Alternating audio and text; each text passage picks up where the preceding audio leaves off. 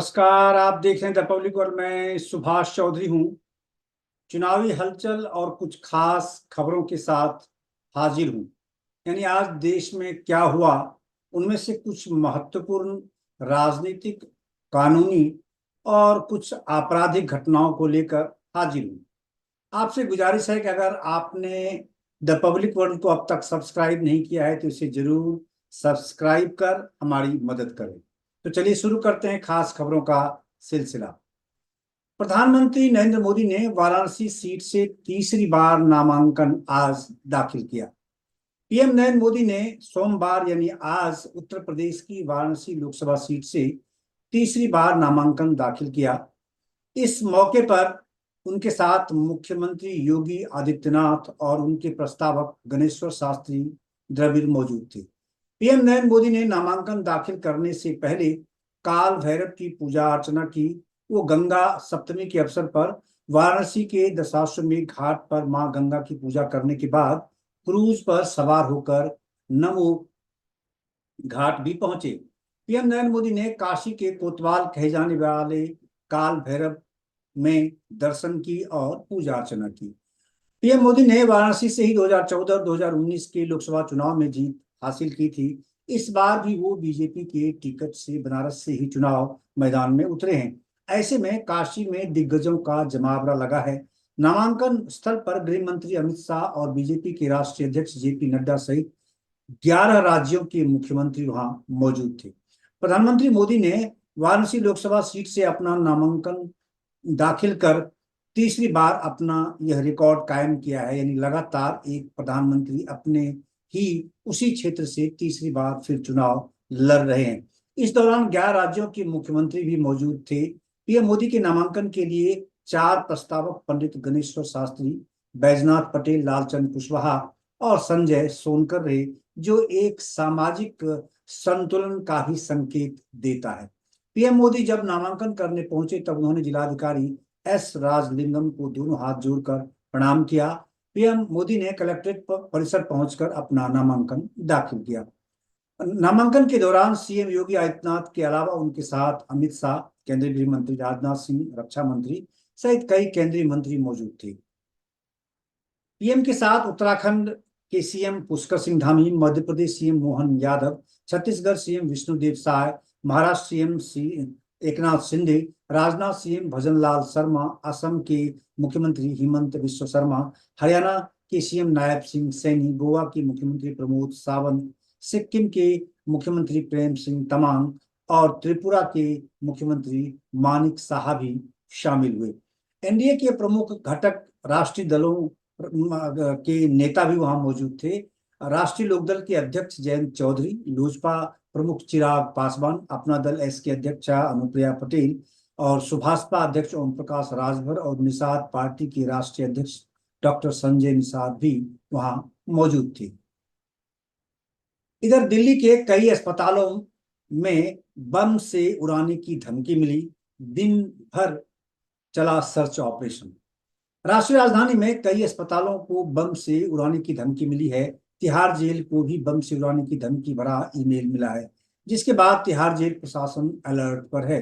Report के अनुसार जिन अस्पतालों को धमकी मिली है उसमें दीपचंद बंधु अस्पताल, जीटीबी अस्पताल, दादा देव अस्पताल, हैगरीवार अस्पताल और अन्य सहित कई अस्पताल शामिल हैं।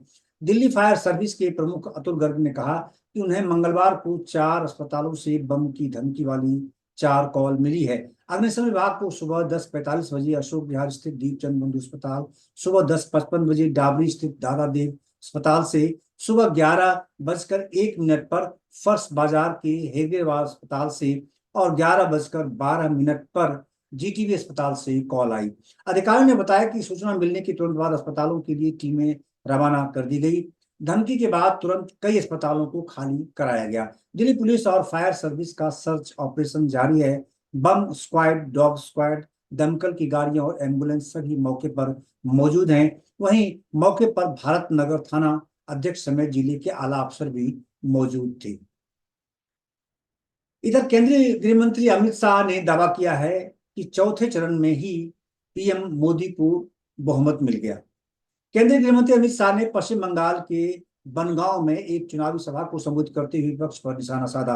रैली के दौरान अमित शाह ने दावा किया कि 380 में से पीएम मोदी 270 सीट लेकर पूर्ण बहुमत प्राप्त कर चुके हैं। अमित शाह ने कहा 4 चरण के मतदान पूरे हो गए हैं, 380 सीटों का चुनाव पूरा हो गया है, बंगाल में 18 सीटों का चुनाव पूरा हो गया। आज उन्होंने कहा कि मैं बताकर जाता हूं कि 380 में से पीएम मोदी 270 सीट का पूर्ण बहुमत प्राप्त कर चुके हैं। यानी पिछले 4 चरणों में उनको 270 सीटें मिलने की संभावना उनको दिख रही है। उन्होंने ऐसा दावा किया। आगे की लड़ाई 400 पार करने की है। अमित शाह ने ममता बनर्जी पर भी हमला बोला। उन्होंने कहा कि ममता बनर्जी झूठ बोल रही है कि सीए के तहत नागरिकता के लिए जो भी अर्जी करेगा उसे तकलीफ आएगी।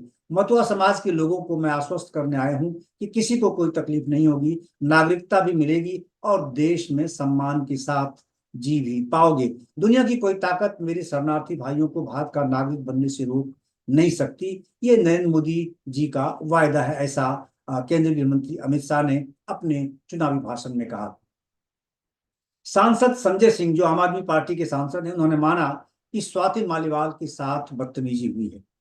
आम आदमी पार्टी के नेता स्वाति मालीवाल पर बदसलूकी के आरोप मामले में आम आदमी पार्टी के नेता संजय सिंह ने प्रतिक्रिया दी है। बदसलूकी की बात स्वीकार करते हुए आप नेता संजय सिंह ने कहा कि यह एक बेहद निंदनीय घटना है।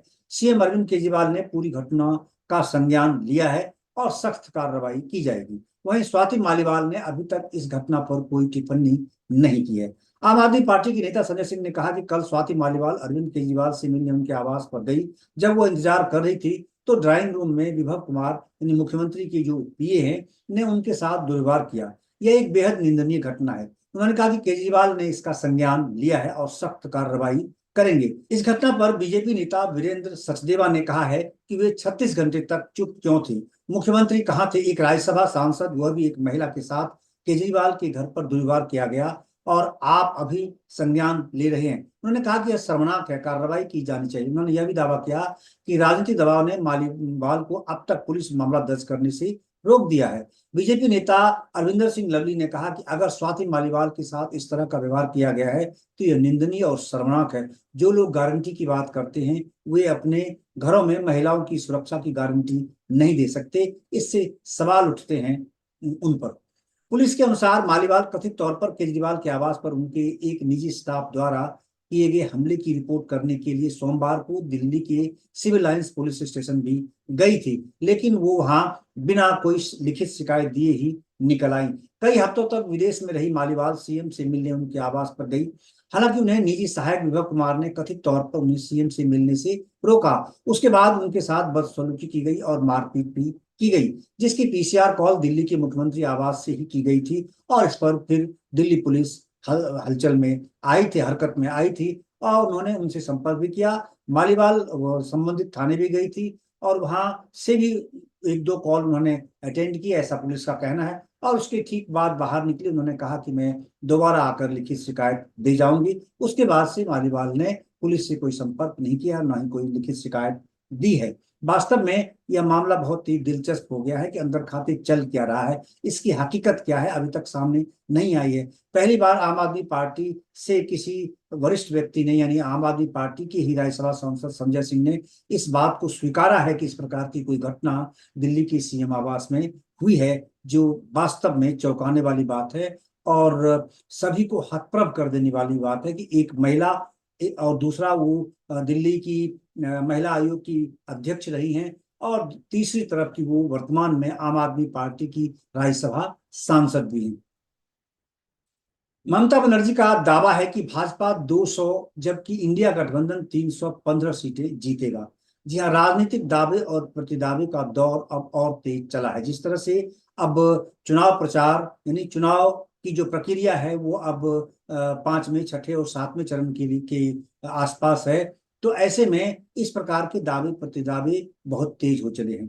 पश्चिम बंगाल की मुख्यमंत्री ममता बनर्जी ने मंगलवार को आरोप लगाया कि कलकत्ता उच्च न्यायालय द्वारा हाल ही में 25,753 शिक्षण और गैर शिक्षण कर्मचारियों की नियुक्तियों को रद्द करना सीपीआईएम, कांग्रेस और भाजपा द्वारा रची गई संयुक्त साजिश का नतीजा है। उन्होंने आश्चर्यजनक तरीके से इसके लिए कांग्रेस को भी जिम्मेदार ठहराया, सीपीआईएम को भी जिम्मेदार ठहराया, जो इंडिया गठबंधन के घटक दल है, प्रमुख घटक दलों में से एक है, उन्होंने भाजपा के साथ उनको खड़ा कर दिया। मुख्यमंत्री ने पार्टी उम्मीदवार विश्वजीत दास के समर्थन में बनगांव लोकसभा क्षेत्र के अंतर्गत कल्याणी में एक चुनावी रैली को संबोधित करते हुए कहा कि जब भी हम नौकरियों की व्यवस्था की कोशिश करते हैं, वे अदालत का दरवाजा खटखटाते हैं और नियुक्ति प्रक्रिया को रोक देते हैं। हमने आदमखोर बाघों के बारे में सुना है, लेकिन ये लोग नौकरी खाने वाले हैं। उन्होंने यह भी कहा कि सुप्रीम कोर्ट द्वारा कलकत्ता हाईकोर्ट के आदेश पर रोक लगाने के बाद कांग्रेस, सीपीआईएम और बीजेपी की वकील निराश है। वो बारंबार उन्होंने अपने भाषण में कांग्रेस और सीपीआईएम को भी बीजेपी के साथ घसीटा और उन्हें समान रूप से जिम्मेदार ठहराया इस मामले को लेकर।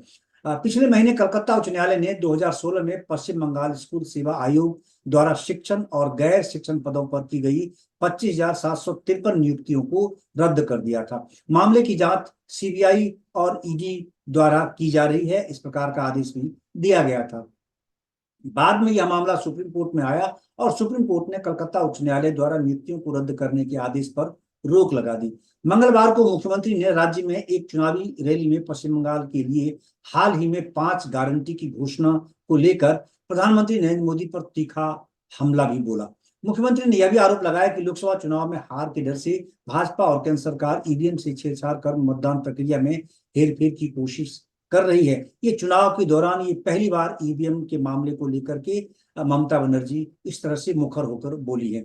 मुख्यमंत्री ने कहा कि सोमवार को कृष्णानगर में एक प्रयास किया गया था, जिसे तृणमूल के विरोध प्रदर्शन के बाद नाकाम कर दिया गया। उन्होंने यह भी भविष्यवाणी की कि इस बार भाजपा 195 से 200 सीटें जीतेगी। ममता ने दावा किया कि भाजपा विरोधी ताकतें मिलकर 295 से 315 सीटें हासिल करेगी। ये विरोधाभासी बात है आज उन्होंने कही। एक तरफ वो जो शिक्षकों की भर्ती है उसको उस पर रोक लगवाने के लिए अदालत का दरवाजा खटखटाने की दृष्टि से, यानी जो षड्यंत्र वो बता रही हैं, जिसको कानूनी षड्यंत्र, उसमें वो कांग्रेस और सीपीआईएम को भी शामिल बता रही हैं। और दूसरी तरफ ये कह रही हैं कि जो भाजपा विरोधी ताकत है, भाजपा विरोधी ताकत में इंडिया गठबंधन है, जिसके प्रमुख दल में से कांग्रेस भी है और सीपीआईएम भी है, और उन दोनों सबको मिलाकर वो ये दावा कर रही हैं कि 295 से 315 सीटें हासिल करेगा ये गठबंधन। ये अपने आप में ही विरोधाभासी लगता है और ये लोकतंत्र में मतदाता मालिक है, वो निर्णय लेंगे क्या सही और क्या गलत है। अब आगे चलिए उत्तर प्रदेश की ओर। प्रियंका गांधी बोली, राहुल के अमेठी से हारने के बाद विकास बंद। राहुल गांधी के चुनाव प्रचार की दृष्टि से प्रियंका गांधी ने अब अमेठी में और रायबरेली में भी चुनाव की कमान संभाल ली है। अमेठी से राहुल गांधी नहीं लड़ रहे, बल्कि उनके एक प्रतिनिधि कार्यकर्ता जो कांग्रेस पार्टी के पदाधिकारी थे, केएल शर्मा, कन्हैयालाल शर्मा, उनको प्रत्याशी बनाया गया है, जबकि बरेली से स्वयं राहुल गांधी चुनाव मैदान में हैं। तो कांग्रेस महासचिव प्रियंका गांधी ने अमेठी में पार्टी प्रत्याशी किशोरीलाल के पक्ष में चुनावी जनसभा को संबोधित करते हुए कहा कि अमेठी से राहुल गांधी के हारने के बाद यहाँ के सभी विकास कार्य खत्म हो गए। प्रियंका गांधी ने कहा कि पिछले 5 से 10 साल में यहाँ की राजनीति को बदल दिया गया। यहाँ की सांसद सिर्फ एक काम के लिए आई कि राहुल गांधी को हराना है। उनको हराने के लिए तमाम झूठ फैलाए गए। राहुल गांधी के हारने के बाद सभी विकास कार्य यहाँ ठप पड़ गए। उन्होंने कहा कि आज अमेठी में हरियाली है, लेकिन यहाँ पहले ऐसी जमीन थी जिसमें उपज नहीं थी। ऐसे में राजीव गांधी ने सबसे पहले ऊसर सुधार और सिंचाई योजना शुरू की। उन्होंने बारंबार आज अपने पिता स्वर्गीय राजीव गांधी का जिक्र किया और उनके योगदान की वहां चर्चा की चुनावी सभा में। उन्होंने कहा कि फिर बड़े उद्योग और वेल, एचएल जैसे संस्थान अमेठी में राजीव गांधी के कार्यकाल में ही लाए गए। उनके प्रयास से ही ये सब संभव हुआ। जब कोई नीति, नियत और निष्ठा से काम करता है तो विकास होता ही है, ऐसा प्रियंका गांधी का कहना था। अमेठी से हमारा रिश्ता बहुत पुराना है। उन्होंने कहा कि मेरे पिता को आपने प्रधानमंत्री बनाया, आपने मेरे पिताजी और माँ को जिताया, इसलिए उन्होंने आपकी सेवा की। प्रियंका गांधी ने कहा कि पहले स्वस्थ राजनीति होती थी, भाजपा में भी पहले अच्छे नेता थे, वाजपेयी जी अच्छे नेता थे, वो अपनी पद की गंभीरता, गरिमा समझते थे, लेकिन आज भाजपा के नेता फिजूल की बातें करते रहते हैं। अब चलते हैं बिहार की ओर। आरजेडी नेता तेजस्वी यादव ने चाचा नीतीश पर फिर तंज कसा है। आरजेडी नेता तेजस्वी यादव ने एक बार फिर सीएम नीतीश कुमार पर चुटकी ली है। तेजस्वी यादव ने मधुबनी लोकसभा से पार्टी प्रत्याशी अली अशरफ फातमी के समर्थन में जाले विधानसभा में एक कार्यक्रम में मजाक के अंदाज में सीएम नीतीश पर निशाना साधा। उन्होंने कहा कि प्रधानमंत्री नरेंद्र मोदी का नामांकन था और आज ही चाचा यानी नीतीश कुमार बीमार हो गए। अब तेजस्वी यादव के इस बयान की चर्चा बिहार के सियासी गलियारों में खूब हो रही है। तेजस्वी यादव ने नीतीश कुमार यानी चाचा पर तंज कसते हुए कहा कि चाचा ने कहा था कि जो 14 में आए हैं वह 24 में जाएंगे। उन्होंने कहा कि मुझे पूरा विश्वास है कि हम उसी के तहत काम कर रहे हैं। चाचा जी सिखाए हैं, उनको हाईजैक कर लिया गया है। तेजस्वी यादव ने कहा कि आज प्रधानमंत्री नरेंद्र मोदी का नामांकन था और आज ही चाचा बीमार हो गए। उसके बाद कहा कि उन्हें पूरा विश्वास है कि चाचा का आशीर्वाद हमारे साथ है। तेजस्वी यादव ने कहा कि पीएम मोदी आए, अमित शाह आए, राजनाथ सिंह आए, बिहार में बीजेपी के तमाम नेता आ रहे हैं, लेकिन हम बिहार में अकेले 140 सभा कर चुके हैं। हम बिहार के मुद्दों की बात कर रहे हैं, हम बिहार की बात कर रहे हैं।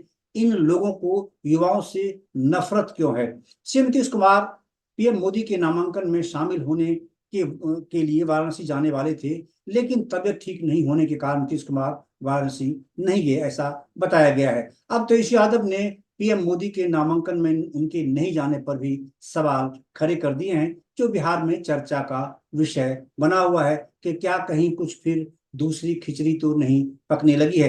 क्योंकि कल ही प्रधानमंत्री नरेंद्र मोदी का पटना में रोड शो था और उस रोड शो में बिहार की मुख्यमंत्री नीतीश कुमार भी शामिल हुए थे। उनके साथ उस कैवलकेड पर, उनके साथ उनकी गाड़ी पर सीएम नीतीश कुमार भी थे और उनके हाथ में भाजपा का चुनाव चिन्ह कमल भी देखा गया था।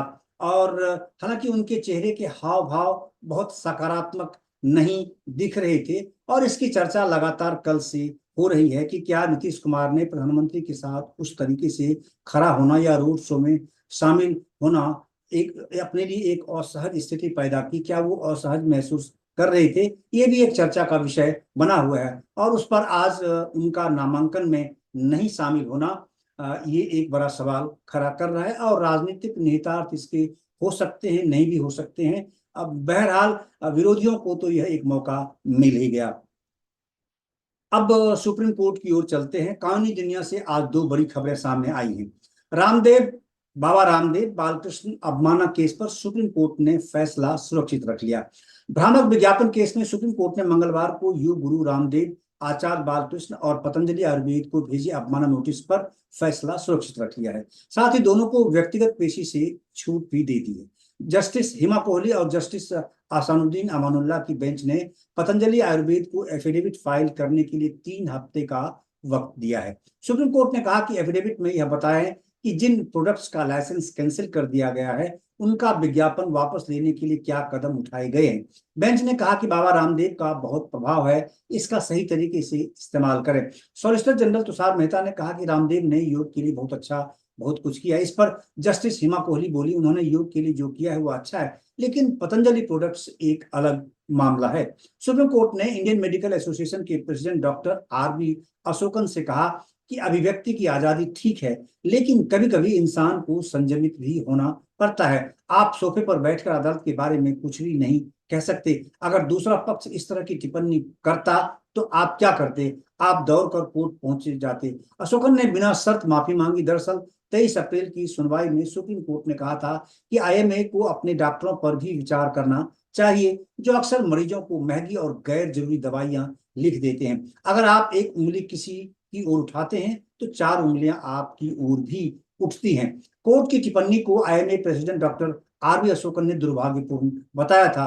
डॉक्टर अशोकन ने कहा था कि सुप्रीम कोर्ट के अस्पष्ट बयानों ने प्राइवेट डॉक्टरों का मनोबल कम किया है। पतंजलि ने कोर्ट को इस बयान के बारे में बताया था। बेंच ने इस पर कड़ी आपत्ति जताई थी और आईएमए चीफ को नोटिस जारी कर जवाब मांगा था। सुप्रीम कोर्ट में जस्टिस हिमा कोहली, जस्टिस असानुद्दीन अमानुल्लाह की बेंच ने 7 मई को आईएमए की ओर से दायर की गई याचिका पर सुनवाई की थी। इसमें कहा गया है कि पतंजलि ने कोविड वैक्सीनेशन और एलोपैथी के खिलाफ नेगेटिव प्रचार किया। बेंच ने कहा था कि अगर लोगों को प्रभावित करने वाले किसी प्राइवेट या सर्विस का विज्ञापन भ्रामक पाया जाता है, तो सेलिब्रिटीज मतलब किसी प्रोडक्ट या सर्विस का विज्ञापन भ्रामक पाया जाता है तो सेलिब्रिटीज और सोशल मीडिया इन्फ्लुएंसर्स भी समान रूप से जिम्मेदार हैं। आईएमए की आलोचना में सुप्रीम कोर्ट ने यह भी कहा था कि आप यानी आईएमए कहते हैं कि दूसरा पक्ष पतंजलि आयुर्वेद गुमराह कर रहा है, आपकी दवा बंद कर रहा है, लेकिन आप क्या कर रहे थे? हम स्पष्ट कर दें, अदालत किसी भी तरह की पीठ थपथपाने की उम्मीद नहीं कर रही है।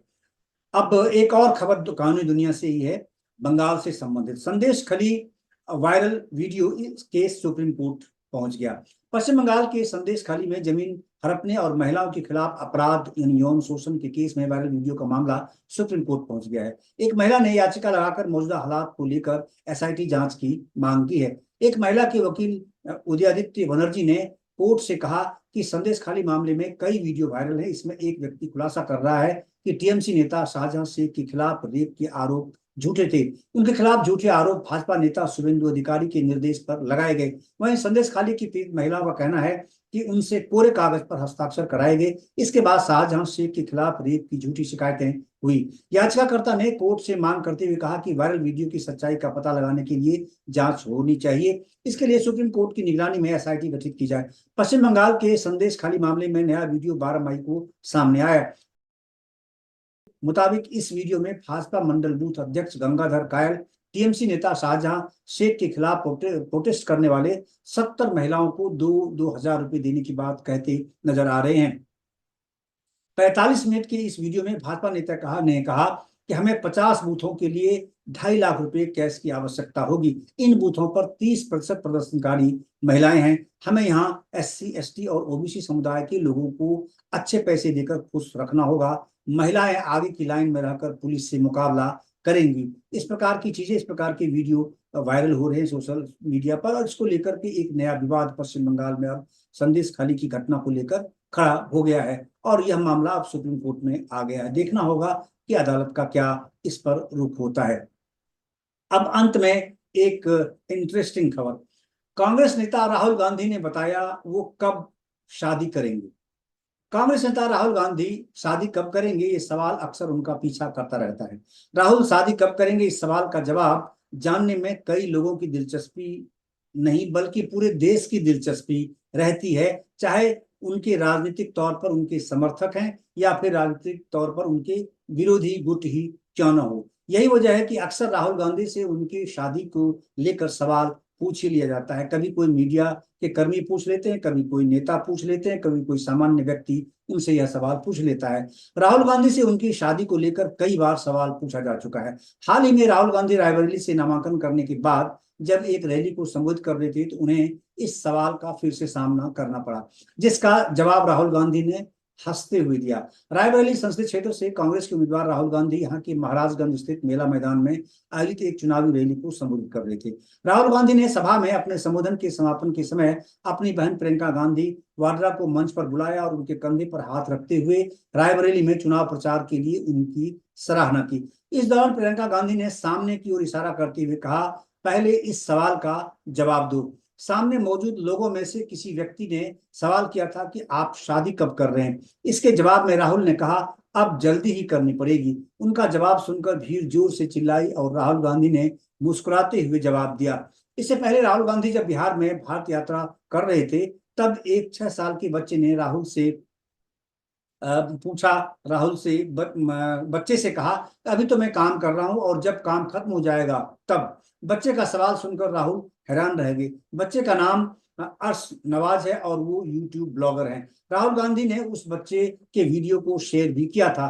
जून में पटना में हुई विपक्षी दलों की बैठक के दौरान बिहार के पूर्व मुख्यमंत्री लालू प्रसाद यादव ने राहुल गांधी को शादी करने की सलाह दी थी। तब उन्होंने अपने अंदाज में कहा, बात तो आप हमारी माने नहीं, शादी कर लेना चाहिए था, अभी भी समय गया बीता नहीं है, शादी करिए तो हम लोग बाराती चलें। बात मानिए, शादी करिए, आपकी मम्मी हमको कहती है कि आप हमारी बात नहीं मानते, आप शादी करिए। इसके उत्तर में राहुल गांधी ने कहा, आप कहते हैं तो हो जाएगा। राहुल गांधी ने दिल्ली के करोल बाग जाकर वहां मोटरसाइकिल रिपेयर करने वाले मैकेनिकों से बात की। तब भी एक मैकेनिक ने उनसे पूछा था, आप शादी कब कर रहे हो। इसके जवाब में राहुल ने कहा, जब आप कर लोगे तो मैं भी कर लूंगा। बहरहाल इस एपिसोड में आज यहीं तक। मुझे उम्मीद है कि आज जो कुछ प्रमुख गतिविधियां हुई, जो कुछ प्रमुख बयान राजनीतिक तौर पर सामने आए थे, उसको लेकर हम आपके लिए हाजिर हुए और इस यह कड़ी लगातार जारी रहेगी, यह सिलसिला लगातार हम जारी रखेंगे। आपका बहुत बहुत धन्यवाद। लगे हाथों आपसे पुनः गुजारिश है कि द पब्लिक वर्ल्ड को सब्सक्राइब करना न भूलें। आप हमारी मदद करें। आपका बहुत बहुत धन्यवाद।